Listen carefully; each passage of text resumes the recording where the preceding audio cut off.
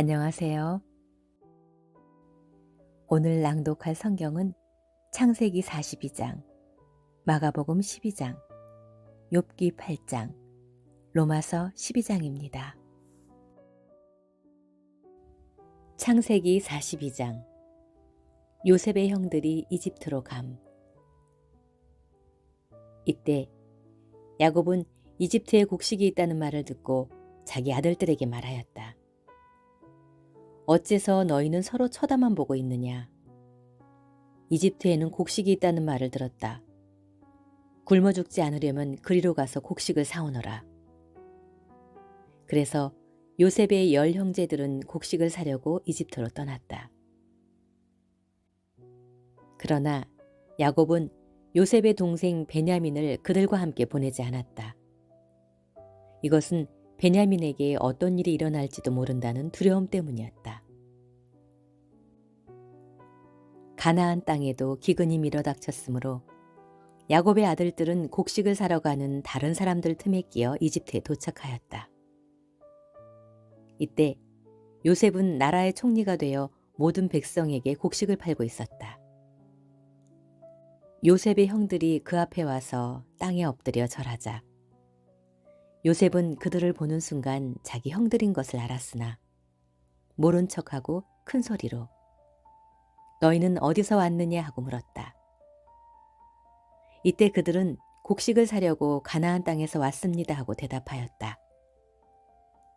요셉은 자기 형들을 알아보았으나 그들은 요셉을 알아보지 못하였다.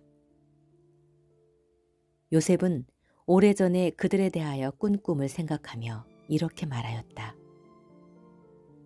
너희는 간첩이구나. 너희는 우리나라의 취약지역이 어디인지 알아보려고 온 자들이 틀림없다. 아닙니다. 우리는 곡식을 사려고 왔을 뿐입니다.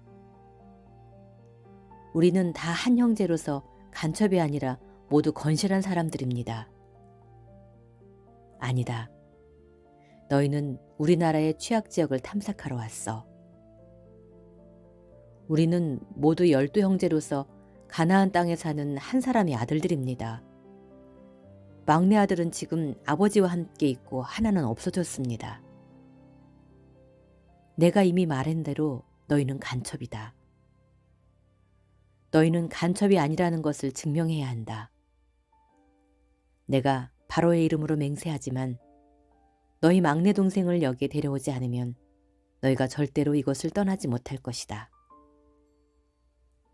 너희 중 하나가 가서 그를 데려오너라. 너희 말이 입증될 때까지 나머지는 감옥에 가둬두겠다. 내가 목숨을 걸고 맹세하지만 너희가 만일 그를 데려오지 않으면 너희는 분명히 간첩이다. 그러고서 요셉은 그들을 3일 동안 가둬두었다. 그들이 갇힌 3일 만에 요셉이 그들에게 말하였다. 나는 하나님을 두려워하는 사람이다. 내가 시키는 대로 하면 너희 목숨만은 살려주겠다. 만일 너희가 건실한 사람들이라면 너희 형제 중 한 사람만 감옥에 갇혀 있고 나머지는 곡식을 가지고 가서 굶주리고 있는 너희 가족들에게 갖다 주고 너희 막내 동생을 나에게 데려오너라. 그러면 너희가 한 말이 입증되어 너희는 죽지 않을 것이다. 그래서 그들은 그렇게 하기로 합의하고 서로 이렇게 말하였다. 우리가 동생에게 한 일로 지금 벌을 받고 있다. 그가 살려달라고 애결할 때 우리가 그의 괴로움을 보고도 듣지 않았으니 우리가 이런 괴로움을 당하게 되었다. 그때 르우벤이 그들에게 대답하였다. 내가 그 아이를 해하지 말라고 하지 않았느냐. 그러나 너희는 내 말을 듣지 않았다. 그러므로 우리가 지금 그 대가를 치르고 있는 것이다. 요셉이 통역관을 통해 말했으므로 그들은 요셉이 자기들의 말을 알아듣는 줄을 몰랐다. 요셉은 잠시 그들을 떠났다가 울고서 다시 돌아와 그들과 말하는 중에 시므온을 끌어내어 그들 앞에서 묶었다. 그러고서 요셉은 명령을 내려 그들의 자루에 곡식을 채우게 하고 각 사람의 돈은 그 자루에 도로 넣게 하였으며 길을 가는 도중에 먹을 음식도 그들에게 주도록 하였다. 그들은 곡식을 나귀에 싣고 떠났는데 하룻밤 쉬어가려고 머문 곳에서 한 사람이 나귀에게 먹이를 주려고 자루를 풀어보니 자루 아구에 자기 돈이 들어 있었다. 그가 형제들에게 내 돈을 도로 돌려주었다. 이것 봐, 내 자루 속에 돈이 있다 하자 그들은 두려워 떨며 서로 쳐다보고 어째서 하나님이 우리에게 이런 일을 하셨는가 하고 한탄하였다. 그들은 가나안 땅에 돌아와 자기들의 아버지 야곱에게 그동안 있었던 모든 일을 보고하며 이렇게 말하였다. 그 나라를 다스리는 사람이 우리에게 엄하게 말하며 우리를 간첩으로 취급하였습니다. 그래서 우리는 간첩이 아니라 건실한 사람들이며 모두 12 형제로서 한 아버지의 아들인데 하나는 없어지고 막내는 아버지와 함께 가나안 땅에 있다고 말해 주었습니다. 그랬더니 그 사람은 우리가 건실한 사람임을 입증하기 위해서라도 우리 가운데 한 사람이 그와 함께 그곳에 남아있고 나머지는 곡식을 가지고 가서 굶주리는 가족들에게 갖다 주고 막내 동생을 데려오라고 하였습니다. 그렇게만 하면 우리가 간첩이 아니라 건실한 사람이라는 것을 알고 우리 동생을 돌려보낸다고 했으며 또 우리는 그 땅에서 무역도 할 수 있다고 했습니다. 그러고서 그들이 각자 자루를 쏟아보니 그 자루 속에 자기들의 돈주머니가 들어있었다. 그들과 그들의 아버지는 그 돈주머니를 보고 두려워하지 않을 수 없었다. 이때 야곱이 그들에게 말하였다. 너희가 내 자식들을 잃게 하는구나. 요셉도 없어지고 시므온도 없어졌는데 너희가 이제 베냐민까지 빼앗아 가려고 하니 모든 일이 다 나를 괴롭게만 하는구나. 그러자 르후벤이 아버지에게 내가 만일 베냐민을 아버지에게 데려오지 않으면 나의 2 아들을 죽여도 좋습니다. 그를 나에게 맡기십시오. 내가 책임지고 데리고 오겠습니다 하였다. 그러나 야곱이 내 아들은 너희와 함께 내려가지 못한다. 그의 형은 죽었고 그만 남았는데 만일 너희가 그를 데리고 가는 도중에 그에게 무슨 일이라도 일어난다면 너희는 백발이 된 나를 슬픔 가운데서 무덤으로 내려보내는 자들이 될 것이다 하였다. 마가복음 12장 포도원의 비유. 그러고서 예수님은 비유를 들어 그들에게 말씀하셨다. 어떤 사람이 포도원을 만들고 둘레에 울타리를 치고 포도즙 틀을 놓을 구덩이를 파고 망대를 세운 후 농부들에게 새로 주고 멀리 여행을 떠났다. 포도철이 되어 주인은 자기 몫의 포도를 받아오라고 한 종을 소작인들에게 보냈다. 그러나 그들은 그 종을 잡아 때리고 그냥 돌려보냈다. 주인은 다시 다른 종을 보냈으나 소작인들은 그의 머리를 때려 상처를 입히고 갖은 모욕을 하였다. 주인이 또 다른 종을 보냈으나 그들은 그 종을 죽여버렸다. 주인이 더 많은 종들을 보냈지만 소작인들은 그들을 때리고 더러는 죽이기까지 하였다. 주인에게는 이제 보낼 사람이 하나밖에 없었는데 그는 바로 자기가 사랑하는 아들이었다. 마지막으로 주인은 자기 아들을 보내며 그들이 내 아들은 존경하겠지 하였으나 소작인들은 이 사람은 상속자이다. 자, 죽여버리자. 그러면 그의 유산이 우리 것이 될 것이다 하고 서로 말하며 그를 잡아 죽인 다음 포도원 밖에 내어버렸다. 그러니 포도원 주인이 어떻게 하겠느냐? 그가 돌아와 소작인들을 죽이고 포도원을 다른 사람에게 맡기지 않겠느냐? 너희는 건축자들이 버린 돌이 집의 모퉁이의 머릿돌이 되었으니 이것은 주께서 행하신 것이요 우리 눈에 신기한 일이다라고 한 성경 말씀을 읽지 못하였느냐. 대제사장들과 율법학자들과 장로들은 이 비유가 자기들을 가리켜 한 말인 줄 알고 예수님을 잡으려고 하였으나 군중들이 두려워 예수님을 잡지 못하고 그냥 가버렸다. 원수의 올무. 그들은 어떻게 해서든지 구실을 붙여 예수님을 잡으려고 바리새파 사람들과 헤롯 당원 중 몇 사람을 예수님께 보내 물어보게 하였다. 선생님, 우리가 알기에 선생님은 진실하셔서 사람의 겉모양을 보지 않으시고 진리대로 하나님의 교훈을 가르치시기 때문에 누구에게도 거리낌이 없으십니다. 그런데 로마 황제에게 세금을 바치는 것이 옳습니까? 옳지 않습니까? 우리가 바쳐야 합니까? 바치지 말아야 합니까? 그러나 예수님은 그들의 위선을 아시고 왜 나를 시험하느냐? 데나리온 하나를 가져와 내게 보여라 하고 말씀하셨다. 그들이 그것을 가져오자 예수님은 이 초상과 글이 누구의 것이냐 하고 물으셨다. 그들이 황제의 것입니다 하고 대답하자 예수님이 황제의 것은 황제에게 하나님의 것은 하나님께 바쳐라 하고 말씀하셨다. 그래서 그들은 예수님의 말씀을 듣고 말문이 막혀버렸다. 부활이 없다고 주장하는 사두개파 사람들이 예수님께 와서 물었다. 선생님, 모세의 법에는 형이 자식 없이 아내를 두고 죽으면 동생이 형수와 결혼하여 형의 대를 이어야 한다고 했습니다. 어느 곳에 7 형제가 있었는데 맏이 결혼해 살다가 자식 없이 죽었습니다. 그리고 둘째가 형수와 살다가 자식 없이 죽고 셋째도 그랬으며 7이 모두 그렇게 자식 없이 죽고 맨 나중에 그 여자도 죽었습니다. 이렇게 7 형제가 모두 한 여자와 살았으니 부활 때 그 여자는 누구의 아내가 되겠습니까?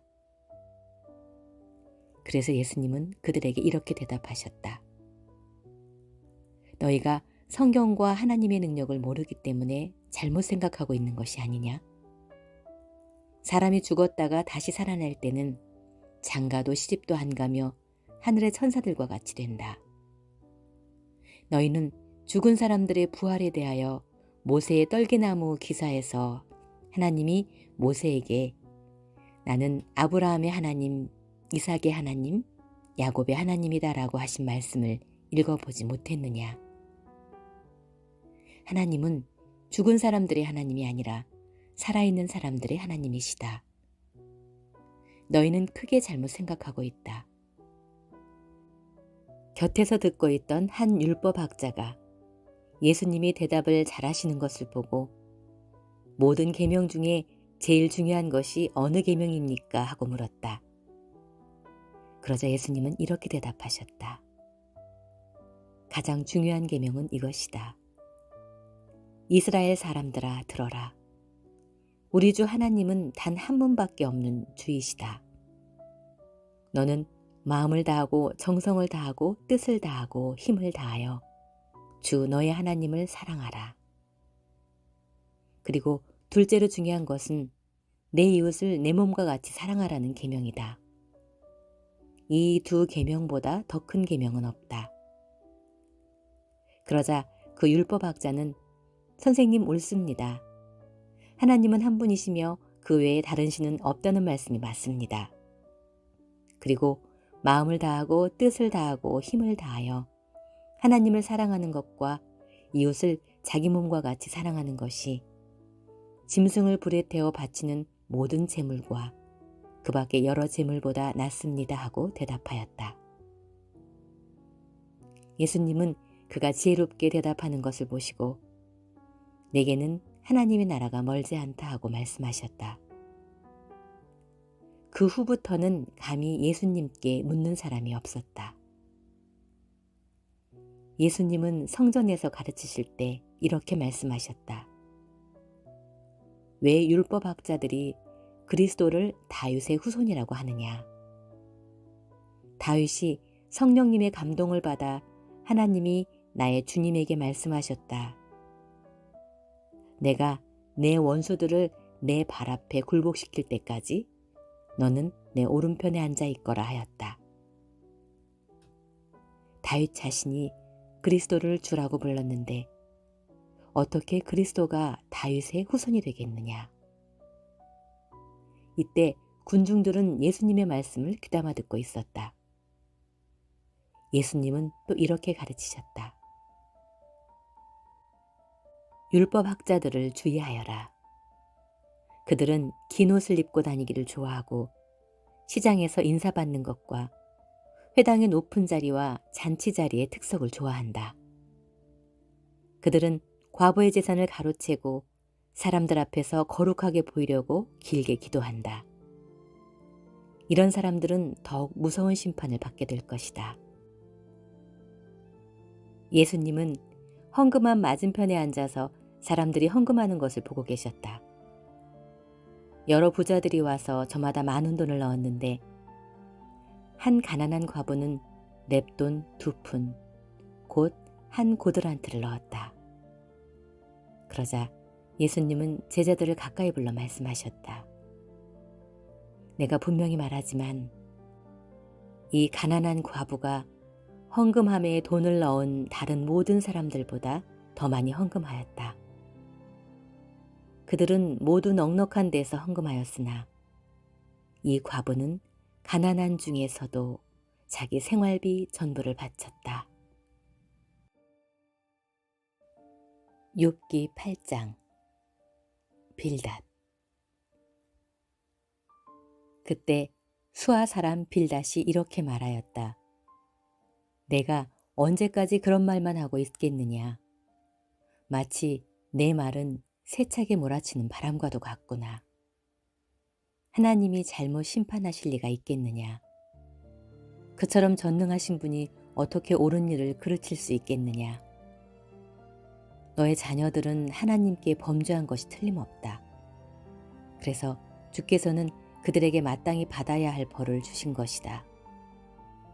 그러나 너는 지금이라도 돌이켜서 전능하신 하나님을 찾아 빌어보아라. 만일 내가 깨끗하고 정직하다면 하나님은 너의 기도를 듣고 내 가정을 다시 축복해 주실 것이다. 내가 처음엔 보잘것없었지만 나중에는 크게 번창할 것이다. 너는 옛날 사람들에게 물어보고 우리 조상들의 터득한 진리를 배워라. 우리는 어제 태어난 사람과 같아서 아무것도 아는 것이 없고 우리가 세상에 사는 날은 그림자와 같다. 그러나 옛날 현인들의 말에는 배울 점이 있지 않겠느냐. 너는 그들의 말에 귀를 기울여라. 왕골이 늪지대가 아닌 곳에서 나겠느냐. 갈대가 물 없이 자랄 수 있겠느냐. 이런 것은 푸르게 자라다가도 물이 마르면 다른 풀보다 먼저 시들고 만다. 하나님을 잊어버린 경건치 못한 사람들도 이런 갈대와 같아서 그들의 희망은 완전히 사라지고 만다. 그들이 의지하는 것은 거미줄과 같아서 쉽게 끊어질 것이며 또 그들이 거미줄을 잡고 기댄다고 해도 그것이 지탱해 내지 못할 것이다. 그것은 마치 식물과도 같다. 식물이 햇빛을 잘 받아 싱싱하게 자라며 그 가지를 뻗고 뿌리를 돌 사이에 박아 튼튼하게 돌무더기에 엉겨 있을지라도 그 뿌리가 일단 거기서 뽑히기만 하면 그곳도 내가 언제 너를 보았느냐는 듯이 못 본 척한다. 그렇게 되면 그 식물은 시들어버리고 다른 것이 거기서 자라날 수밖에 없다. 악한 자들의 향락이란 다 이와 같은 것들이다. 그러나 하나님은 흠없고 정직한 사람을 버리지 않으실 것이며 또 악한 자를 도와주지도 않으실 것이다. 하나님은 내 입에 웃음을 채워주시고 내 입술에 기쁨의 소리를 채워주실 것이다. 그러나 너를 미워하는 자는 수치를 당할 것이며 악한 사람은 망하고 말 것이다. 로마서 12장. 하나님이 주신 은사를 사용함. 그러므로 형제 여러분, 내가 하나님의 자비를 생각하며 권합니다. 여러분의 몸을 하나님이 기뻐하시는 거룩한 산제물로 드리십시오. 이것은 여러분이 드릴 영적 예배입니다. 여러분은 이 세상을 본받지 말고 마음을 새롭게 하여 변화를 받으십시오. 그러면 하나님의 선하시고 기뻐하시고 완전하신 뜻이 무엇인지를 알게 될 것입니다. 내게 주신 하나님의 은혜로 내가 여러분 각 사람에게 권합니다.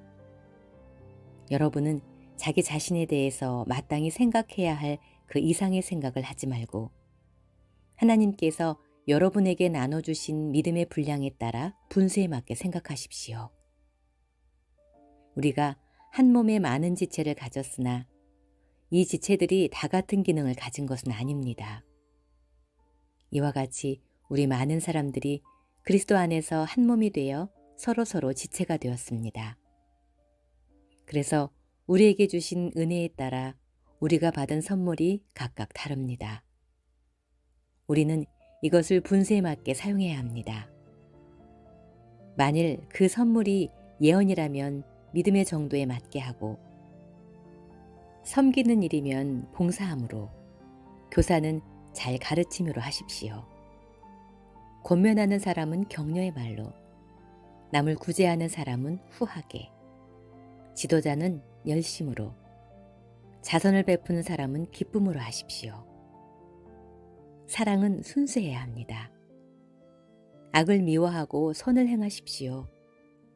형제처럼 서로 따뜻이 사랑하고 존경하며 나태해지지 말고 열심히 주를 섬기십시오. 희망 가운데서 기뻐하며 고난을 참고 항상 기도하십시오. 가난한 성도들을 돕고 손님 대접하는 일을 힘쓰십시오. 여러분을 핍박하는 사람들을 축복하고 저주하지 마십시오. 기뻐하는 사람들과 함께 기뻐하고 슬퍼하는 사람들과 함께 슬퍼하십시오. 서로 마음을 같이하며 교만한 마음을 품지 말고 낮고 천한 사람들의 벗이 되십시오. 스스로 잘난 체해서는 안 됩니다. 누구에게나 악을 악으로 갚지 말고 언제나 선한 일을 하며 가능한 한 최선을 다해 모든 사람과 사이좋게 지내십시오. 사랑하는 여러분, 여러분이 직접 복수하지 말고 하나님께 맡기십시오. 성경에는 원수 갚는 것은 나의 일이다. 내가 갚아주겠다라고 기록되어 있습니다. 또 내 원수가 굶주리거든 먹을 것을 주고 목말라 하거든 마실 것을 주어라. 그러면 내 원수는 머리에 숯불을 놓은 것 같이 부끄러워 견딜 수 없을 것이다 라는 말씀도 있습니다. 그러므로 악에게 지지 말고 선으로 악을 이기십시오.